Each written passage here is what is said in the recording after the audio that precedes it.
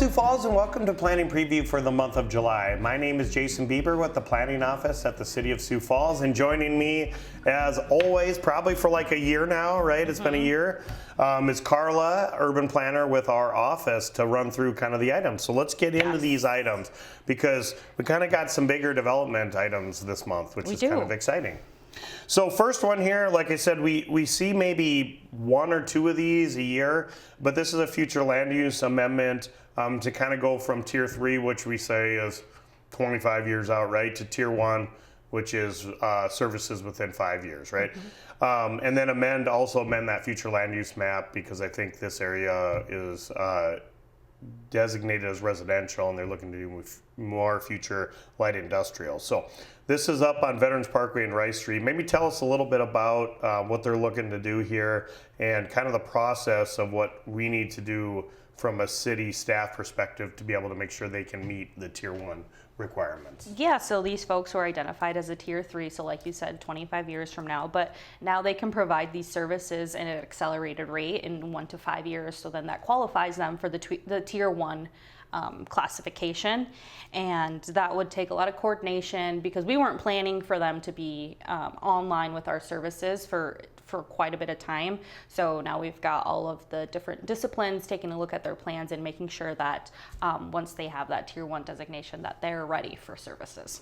Yeah, and one of the things I think people would be interested to know is, when we have something identified as Tier 3, right, we're not planning to service it. So if you want to go to Tier 1, like this applicant's looking to do, it's really right their cost to get it up to that, that aspect. So they got to pay for the sewer and the water to get up there. Yep. We already have kind of those roads up there with Rice Street and Veterans Parkway, but it's kind of a big thing for people to understand, is they're kind of accelerating the growth on their own. And so we'd be able to get that land annexed in with kind of their costs. So that's a good point, Jason. Yep. And then I think my opinion is going from residential to industrial seems like it kind of fits pretty well, because you're kind of bookended by a highway and 2 major arterial streets, right, with Veterans Parkway, Rice Street, and 6 Mile Road. So it'd be really hard to kind of do residential with all that traffic and all those people coming from Brandon. So so it should work to move to Tier 1, and then with all the proximity to the major streets to get in and out of town, should be a good place for industrial. Great, that'll be good to get that in. Next here, looks like we've got some RS to RT1 here at 132 South Holly. What do they got going on over there? Yeah, so another one where the street frontage needs a different single-family zoning classification, because it's so narrow. That classification is called the RT1 for the traditional neighborhoods. So that's the request. And then what is it? Less than 50? Less than 50 feet. Okay, Yeah. And we do kind of have, that was one of my opinion, one of the great zoning districts that we added as part of Shade Places in 2014, because we do, in the core area of the city, there's just a lot of 44-foot wide lots. And we used to have to make people go through the variance requests, and it was just all these hoops to do a single family house on a lot that's already there. So really great zoning district that we added. So I'm glad we've seen people utilizing that. And then next request is pretty similar. This is up on 3312 North 8th Avenue, going to RT1 again. And looks like a Southeastern Development Foundation, which is an arm of the gentleman we'll get to hear in the second half of the segment. So it's kind of, it all goes together, flows together, right? So up in Frolic, we've got 3 houses going in, less than 50 feet, so they need that RT1 zoning classification as well. And I know this one, this property has been a little bit of a trouble property for our code enforcement people, so they're able to clean that up, and then Southeastern Development Foundation was able to buy it, and now on a lot that had 1 dilapidated house, we're going to have 3 brand new houses, so kind of a cool thing up there. Winds all over the place. Yeah. And then next we have, looks like RT1 to RD1, going from single family traditional to twin home duplex at 641 South Prairies. This, I believe, and you correct me if I'm wrong, is already a duplex, but they need to rezone it to get it conforming. Is that correct? So they thought it was a duplex, and then we, of course, checked the records to see if we had any formal approvals of that, and unfortunately we didn't. So then we kind of had to start from the beginning and then make sure that each unit has its own utilities and then run through that process. So they will after this. Yeah, and that's great that, like you said, we do like to look back through, and if we would have found some permits and things that maybe our records were incorrect of calling it single family, we would have changed it for them. But this one, however, seems like they did some work in there a long time ago that maybe didn't get permits for. So our building, not only our zoning, but our building people get to come back in there and make sure it's safe for people to live in there, and they up to all the current building code. So great. And then next one here, we've got RT1 to RT2, Townhome Residential Traditional. This is over on 531 North Nesmith Avenue. Tell us a little bit about this one. This is kind of an interesting one. Yeah, so just east of the Falls Park and north of Sioux Area Metro here is the site, and it's got proximity to all of those amenities and large intersections. So a duplex here kind of fits the transition as there's that smaller commercial to the west, and then this will transition as a duplex or somewhere in between there, and then to the single family homes. Yeah, like you said, and it's going to be brand new, so it'll be a nice place with people close to amenities like Falls Park in our downtown. So yes, absolutely. All right, the next one we got going here is actually going to be a rezoning and a preliminary subdivision plan. That's later on the agenda, but we'll kind of just cover them all together.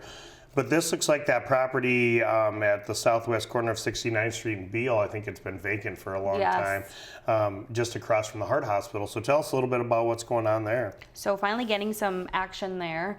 These folks are looking to do an apartment complex, and with the rolling topography back there, the apartment complex should sit a little bit lower, so it won't have so much of that overarching view for residents as they're navigating through the city.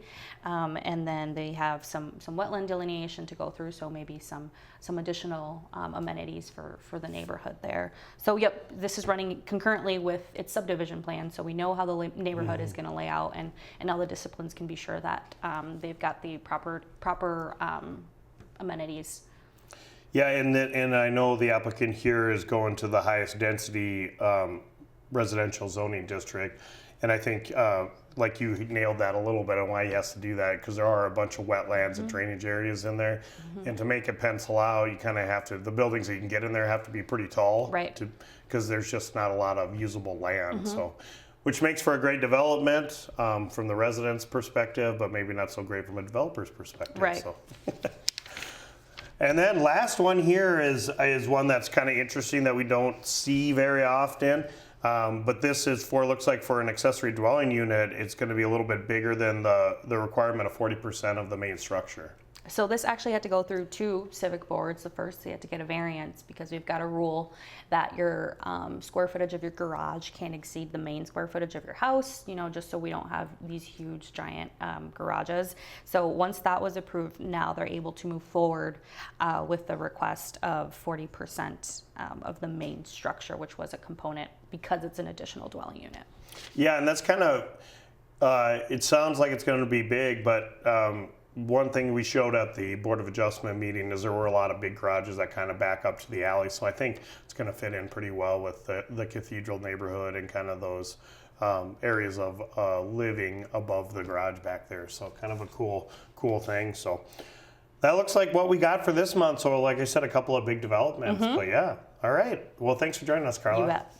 And thanks for joining us. After the break, we're going to have Sean Hegyi with CCOG, which is the Southeast Council of Governments, come on and talk about Go Sioux Falls, which is one of our major transportation plan updates that we're working on. So stay tuned.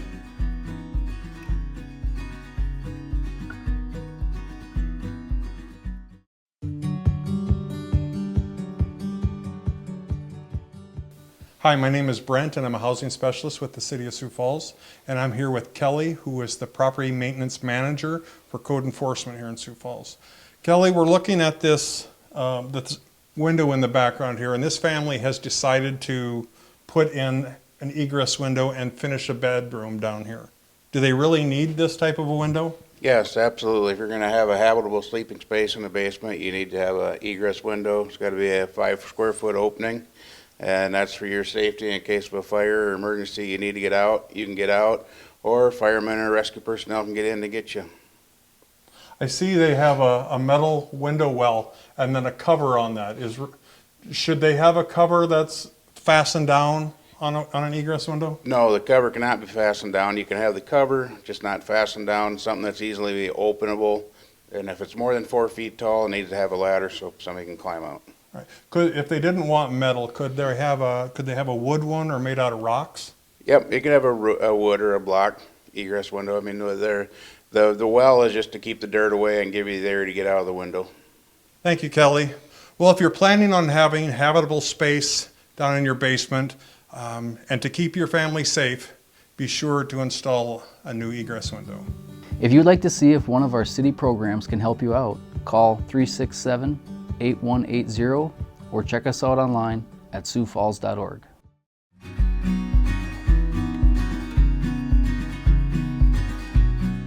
Welcome back to Planning Preview for the month of July. Joining me now is Sean Hegyi with CCOG, so one of our partner organizations. So excited to have you on the show, and maybe start off with our viewers. I know probably a lot of people have heard of CCOG, Southeastern Council of Governments. That's the long name for it, but maybe tell us a little bit about what you guys do over there and what your purpose is. Well, thank you. It's great to be here. Yeah. So CCOG is a quasi-government entity. Basically, in the 1970s, the governor decided to create a planning district where different organizations can get together and have professional staff in their region. So we encompass 6 different counties. We assist with different types of planning activities. So we write grants for a lot of our communities. We assist with land use and zoning. On top of that, we host a couple of other entities. One of them is called the Sioux Falls MPO, or Metropolitan Transportation Planning Organization. Okay, great. Yeah, and I know you guys are so great at not just CCOG, but there's like Central Enhancement District. There's one I know up in by Aberdeen where I'm from, one kind of around Watertown. The great thing about your guys' organization is not a lot of cities or towns have actually a planner or a zoning person. So it's great that you guys can kind of come in and kind of help out those smaller communities with all their stuff. Oh, exactly. There's about 6 of them throughout the state. And you're right, there's a lot of smaller towns where they might have just a finance officer, or even counties where they have a couple of staff, members on hand that we really assist with more of the nitty-gritty portions of land use and zoning, or even grant administration. Yeah, no, that's great to do. So one thing you touched on a little bit, and I think with us being in Sioux Falls, the city has quite a big staff for the planning and zoning aspect. So we don't really, I would say, cross paths with you guys a lot on that. But one of the big things that we work closely with you on is what we call the Metropolitan Transportation Plan, or used to be called Long Range Transportation Plan, but you guys really help and kind of facilitate that. So tell us a little bit about what we're working on for that, and what we're looking to do here in the future with that. Oh, definitely. So one of our kind of umbrella groups is the MPO, or the Metropolitan Planning Organization. So every community or metropolitan area of larger than 50,000 people by federal law is required to have an MPO. And so for us, it's not just Sioux Falls, but the MPO covers Sioux Falls, Harrisburg, Brandon, T, Hartford, Crooks, and then portions of Minnehaha County and Lincoln County. So what that is it's the idea that all of these communities, as they're growing together, need to coordinate transportation planning, because if one city's growing in one direction, another's growing in another, we want to make sure that roads are lining up. We're wanting to make sure that congestion and traffic and just general flow between the communities fits. So with that, every 5 years, we have to create a 25-year plan. So we're planning 25 years out in the future every 5 years, because things constantly change. And you know that working with the city of Sioux Falls. What you expect to happen in the next 5 years might not always happen. So with this plan, we're looking at all of these different cities, all of these different counties in our region, and saying, what is the current road needs right now? What are our failures or our successes? What is that going to look like over the next 5 years? And how can we plan the different types of roadway activities, whether it's construction, roadway improvements, and how do we budget for that? So generally we look at, Sioux Falls hosts they host this program, basically a computer program of simulation, where they can predict traffic models. It's a traffic demand model, where they predict where traffic flow is going to be based off of current land use, future land use, census information, to see where in our whole community, all of those MPO areas, there might be needs, where our current infrastructure might not be good enough and where we need to make those improvements. So we take from what's in that traffic demand model, and we look at what the public feedback is for different types of factors that go into it to determine where do we need to make these improvements first. And then we flip it with, well, what's the cost going to be and what do the budgets look like? Because I think everybody would agree that we want to make roadway improvements, but we're always going to be fiscally constrained in where those improvements can go. So you're telling me we actually use model and data to figure out where we're going to do roads. We don't just go build roads, right? No, we look at an entire model. We look at a model and we see what traffic is going to look like to the best of our abilities. Yeah. Because as you know, things change. What we predict in certain areas might not come to be. So we look at the models, we figure out where congestion is going to be. We look at the amount of cars that typically travel in those areas and figure out what do we need to do to help alleviate those concerns. Yeah, and I think my point with that is we're not just drawing things on a map, right? We're using all of this data, as you indicated, to do the roads in the 5 years, 25 years to the best of our ability. And that's, I think, is such a great point that you just talked about. We're not doing it every 25 years. We're updating every 5 years because things do change every 5 years. And to keep on that and to really not spend money on roads that we don't need is a big deal with it, because budgets are limited and you got to do what we do. So is this project then, what you're working on, is that called the Go Sioux Falls? Is that the same thing or is that a different? That's the same thing. Okay. It's Go Sioux Falls. So we got a cool name for it, right? And people can kind of go out there and look on your website or look in Google Go Sioux Falls. It's a great name and it's a great website, gosiouxfalls.com. So if you go to the website, you'll be able to find updates of the draft. You'll be able to find different documents for our public open houses or other types of avenues where we're trying to engage the public in different feedback. So that's a great point. So public open houses, you've had some and you're going to have some more, or you haven't started that process We yet? have started that process. Okay. We are currently doing different pop-up events right now. Okay, so great. we will have another open house likely in August or Okay. July. We are about to unveil our draft of the plan. This has been about a year in the making of, we've hired a consultant to assist with the long-range plan, the Metropolitan Transportation Plan. And through that process, they've worked with our communities. We've had a couple of different open houses and pop-up events. All of our information is posted on the website. But just the past week, we were at Open Streets in downtown Sioux Falls on, I think it was last Friday. So we had a booth that was out there. We're going to be trying, as I mentioned, this isn't just the Sioux Falls Plan, it's also from other communities. So we'll be out there at Teapot Days. Oh, great. I think Hartford has an event, Jamboree Days, that we're going to try to have a booth out there, just trying to get all this feedback because, while Sioux Falls is a major component of the plan and has the most population, we also know that because this is trying to coordinate planning with outside communities and both getting to and from Sioux Falls, that a lot of these people, they might live in T or Harrisburg or Brandon, Hartford, Crooks, but they come to Sioux Falls very frequently. Yeah. And that's why we also are going to hopefully have some pop-up events and different Sioux Falls events, such as, a concert at the Levitt or anything else. Yeah, and I think those are great, and we've had good success with those pop-up events with some of our plans we've worked on over the last couple of years, being able to go to where people are instead of having them like a 6 p.m. or 7 p.m. meeting where people get home from work and they're just like, I'm just want to make dinner, I don't want to be going to another thing. So I think those are great to go to those events where you can have a lot of people that walk by and maybe they're just, hey, let's go Sioux Falls, or what are you guys working on over here, and provide quick feedback kind of on their time. Oh, exactly. Because I think, public open houses are really, really nice because you want to have kind of a more formal presentation where there's more information. Yeah. But unfortunately, a lot of the people that can attend those open houses are people that are already connected to roadway transportation or other things. The pop-up events, everyday people that go to those events, if they just want to have an outing with their kids or want to see a concert or just go to an activity, their input still matters. We want a wide range of input where people, where they might not be connected to the goings-ons, can figure out and look at this information, provide feedback on what they want to see in their community. Yeah, no, I think that's a great point. So you kind of talked about some of the smaller towns that we work with around here, the Hartford, the Tees, Brandon, Harrisburg, Crooks.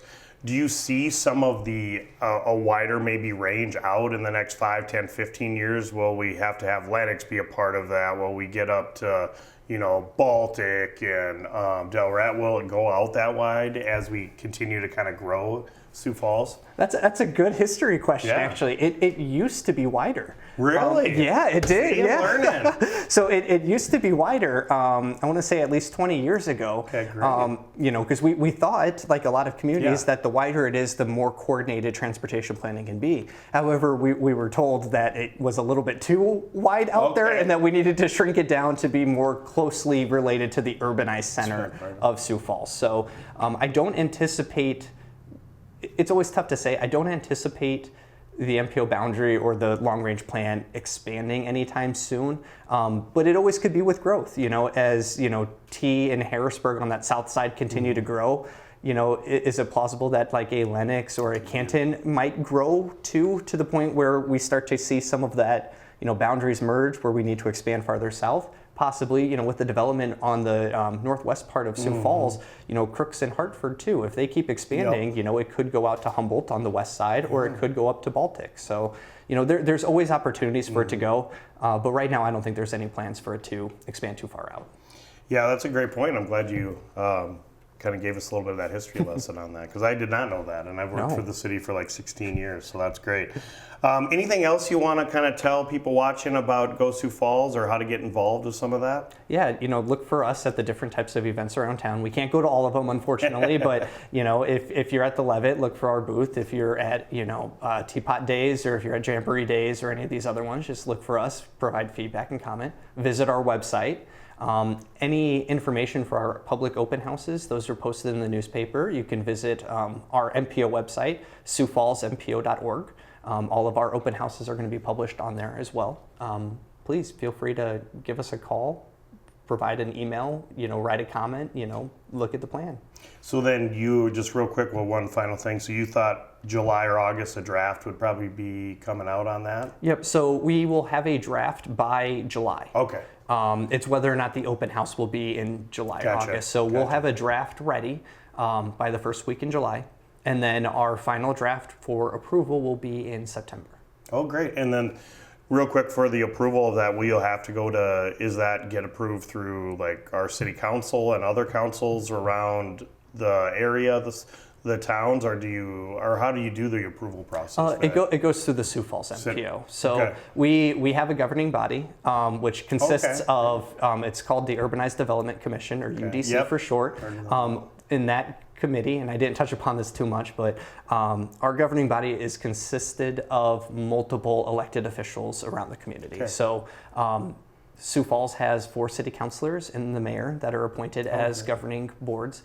We have 3 commissioners from Minnehaha County, 3 commissioners from Lincoln County, and then the mayors of T, Harrisburg, and Brandon, as well as a couple people from the state. So that's a big board. Yeah, I had to. You put me to the test. I'm trying to remember them off the top of my head, but. And I'm assuming that meets publicly, and if people had comments when you go through the approval process, they're allowed to do public input on the MPO or the Go Sioux Falls plan. Yeah. Yep, of course. So those are public meetings. Yep. We host MPO meetings once every other month, with an additional month in August. So we do January, March, May, etc., with one additional one in August. So anybody is able to come out to those meetings, anybody that wants to, and provide input at them.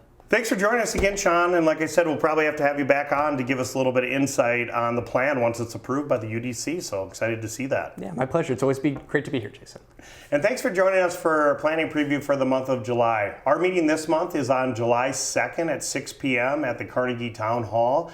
And as always, we allow public input on any of the items that we talked about earlier in the show. And also there is that 5-minute comment period at the end of our agenda to talk anything planning related. Thanks, Sioux Falls, and have a great day.